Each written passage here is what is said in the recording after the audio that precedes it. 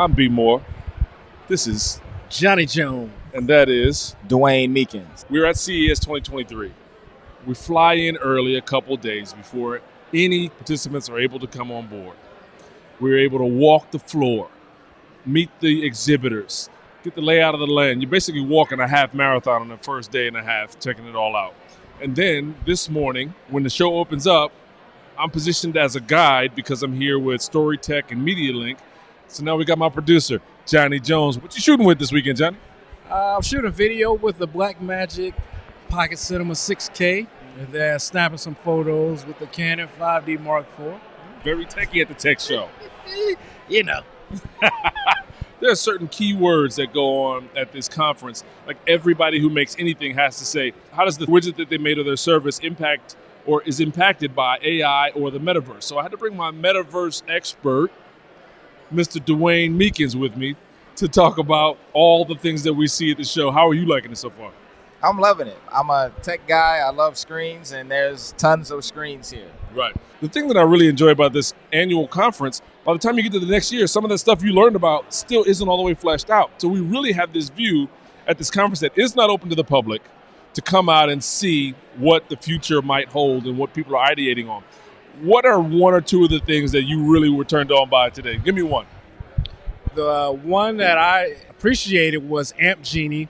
I don't know if it was an amp itself or it was just a way to sync your home AV system, which is something that I'm actually in the process of doing right now. So I looked at it, and it's a product that ultimately has the potential to save me maybe $1,500 because it is a one-stop for syncing my TV, my cable, and my audio, and it's all voice synced compared to, I think I was going to do some type of controller and so on and so forth. And so the folks over at the booth were very helpful, walked me through the product. I actually got to meet the inventor, so it was cool to talk with him and just really get some great insight. A whole bunch of it went over my head, but the parts that I needed to grasp, I was able to grasp, more so because they took the time to really share it. Right. You know, that's an interesting point, is that it could save you money. I think one of the things about these burgeoning technologies that is prohibitive on adoption, like the Oculus and things like that, is that the cost is so high. You really can't get the tech in the hands of the people who are going to tell you what it is because the rent is too damn high. Too high. Yeah. One of the guys on one of your tours said, some of these prices are eye-watering. So, which was hilarious to me, but that's to your point. He said eye-watering. I know we saw the laser TVs. We saw it yesterday on a preview, but then this morning as we're heading back, I ended up looking it up, and they're about to launch in Europe. But the starting price is $7,900. And so it's like, sure, there are some people that can afford that, but I'm not one of those people, you know? Not if you're trying to stay married anyway. Yeah, right. What is something that you saw, Dwayne, that jumped out at you? The laser TV, and we're talking about burgeoning technologies. When we were at, I think it was a TCL booth, and they were talking about micro LEDs. It's technology that allows them to invest in the space of high-end TVs without jumping fully into the OLED space. And so it's beneficial for them and the consumer because it's better than the technology that they had before, but it's not quite OLED yet. It looks great. It's a phenomenal looking TV, but it's not ready to market yet. And when I asked the guy, he said, the stuff over here is where the stuff over there used to be. I said, so what's the time frame? I asked him, well, when were those TVs, the ones that he had pointed out specifically? And he said, oh, that was about 5 years ago. It's about a 5-year come-to-market cycle. Yeah. Question for you. I don't want you to name any names. You can describe it, but what were some of the misses that you saw somebody display and you're like, that's not going to hit, or they've already missed, they just don't know it? I think it was the one we saw this morning. I don't even, to say the product would probably give away too much, but it was quite descriptive. It was a product that did the job of your healthcare provider, but then when B asked, well, does it sync to your healthcare provider? The guy was like, if you want to. It's just like, okay, like I would actually respect the people to say no versus if you want to. Let me comment on that before you go.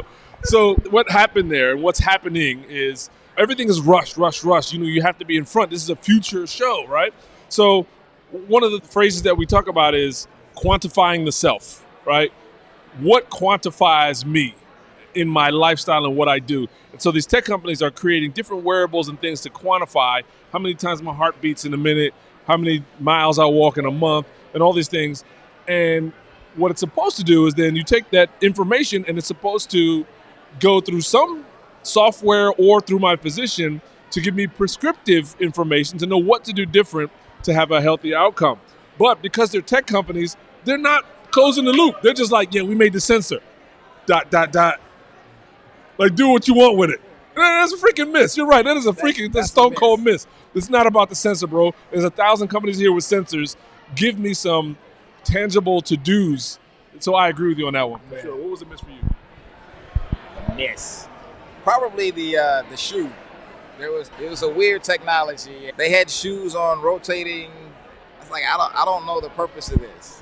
I saw that, and I still it didn't move me enough. Like, I don't want to put my shoes. Like, I'm not in the place that I want to do that right now. And maybe that would work for a sneakerhead, but I don't think that's something that the average consumer is going to use. Are you talking about the humidor for the shoes? The shoe is in there and it's being refreshed. It's circling and the humidity is controlled and all that stuff. Or something different? There were two. There was that one, and then there was also one where it was supposed to be like NFTs.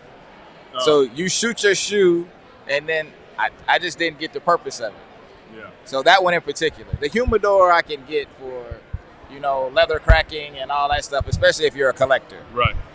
Okay, so CES is about the screens in many ways, but TCL also has a partnership with the NFL. And as a result, I was walking doing this tour. I had 20 execs behind me, and you guys were there. And I looked to my right, and both of you guys were gone. Hey, man. What the heck is going on? It was my guy, Charles Woodson, and he did talk not about have that. on an ascot. I was surprised that he didn't have on an ascot.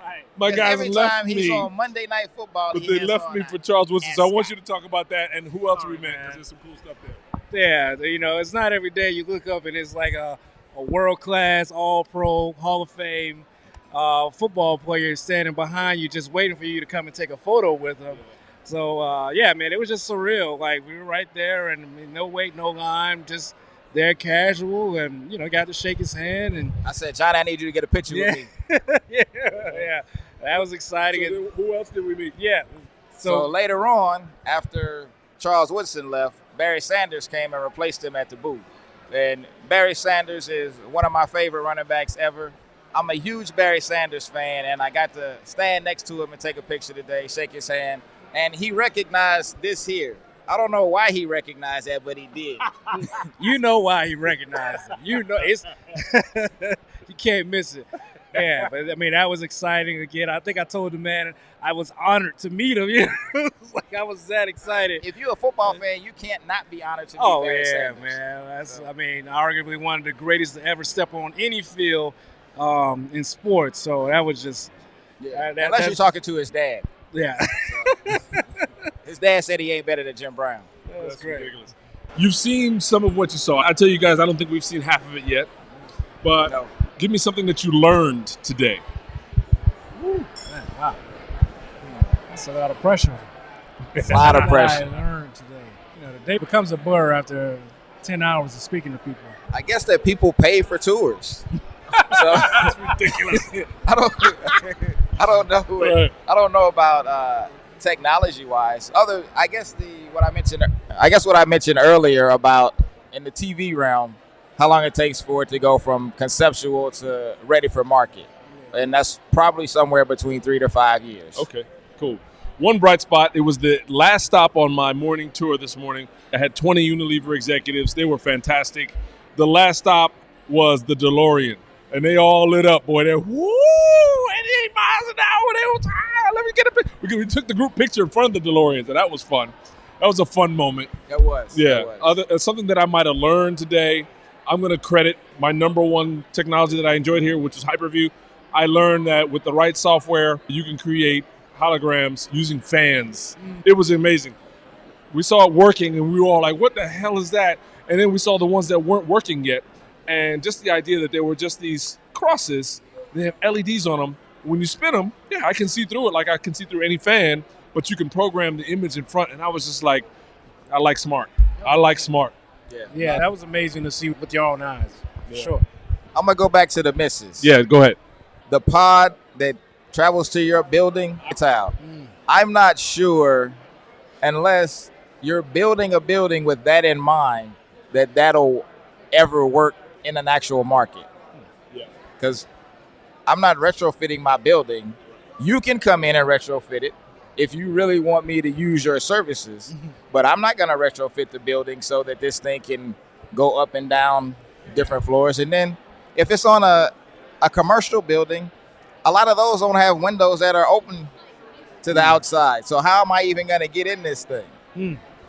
Somebody at this futures convention has to think of the future. So let me challenge that and say, yes, this pod that engages to the side of a building and can go unit to unit and provide different service spaces.